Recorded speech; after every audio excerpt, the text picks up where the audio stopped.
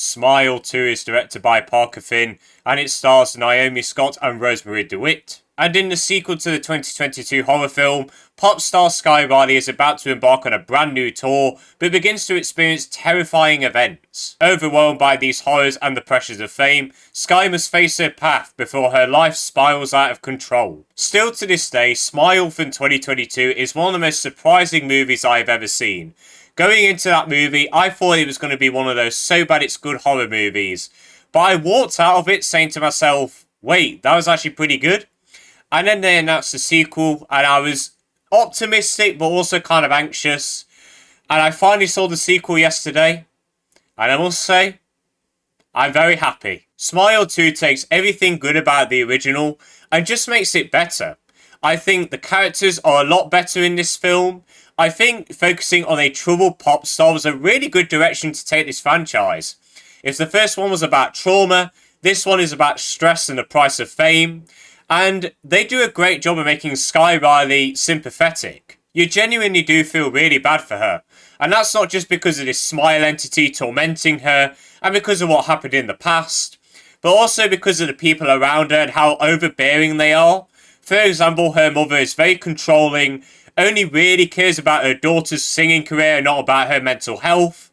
So it was a very understandable reason for Sky Riley to just go out of control. I also really liked how the movie tricks you and adds new ideas to the lore of this franchise. They introduce ways as to which this entity can be defeated, and they do seem very plausible. They feel like they could work. And I mentioned that this movie has a lot of twists, especially one near the end which I did not see coming. It was a really well done twist. So I just didn't know where this movie was going to go in some parts.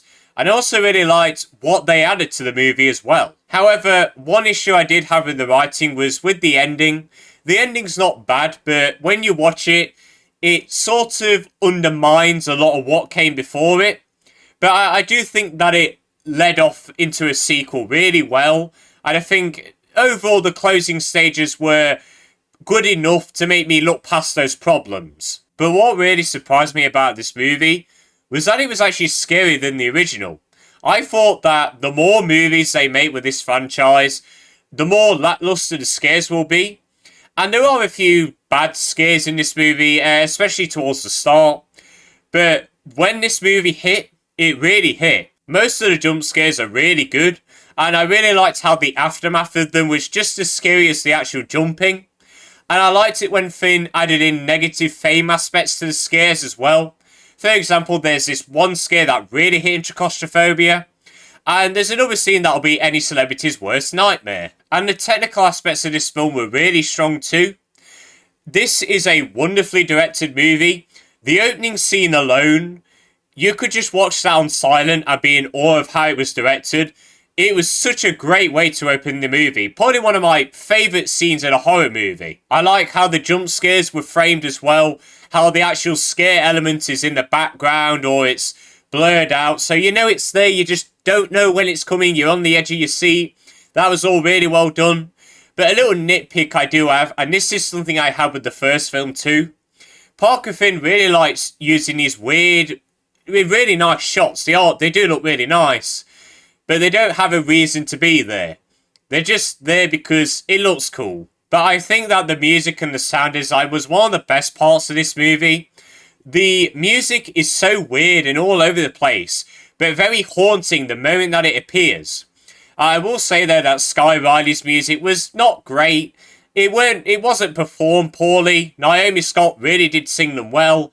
But it just wasn't my thing, really. I also like the sound design and how it used very faint noises to build up tension. And I also appreciate that when those loud, annoying noises did appear, they actually were out of place as to where you'd think that the jump scare would come. So it still actually really worked. And finally, the performances were all really strong too. This is Naomi Scott's best performance. She pulled off her character's fear, anxiety, and anger really well. She is a great actress. She just needs to pick better projects. And Rosemarie DeWitt did a really good job as Sky's mother too.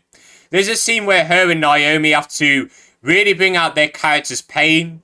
And I think they pulled that scene off perfectly. So overall, Smile 2 is another surprisingly good horror movie. I thought this wasn't going to be as good as the original, but it was actually better. It's crazy to think that when we saw the trailer for the first movie, we wrote it off as another boring, cliche, terrible horror movie. Turns out it was actually pretty good, and now the second one's even better, and these movies are done really well financially. Sometimes Hollywood can surprise you like that, and I can't believe I'm saying this, but I'd love a sequel. Honestly, let's cap off a really solid trilogy. Go see Smile 2, it's worth your money. If you love the first film, you'll love this one. I was smiling at the end of this film. I'm going to give Smile 2 a very nice 8.5 out of 10. And guys, that's it for the end of this review. If you have seen Smile 2, let me know your thoughts on it in the comments. Did you like it? Did you not? Let me know. But I hope you all enjoyed this video. Have a good day. And see you later.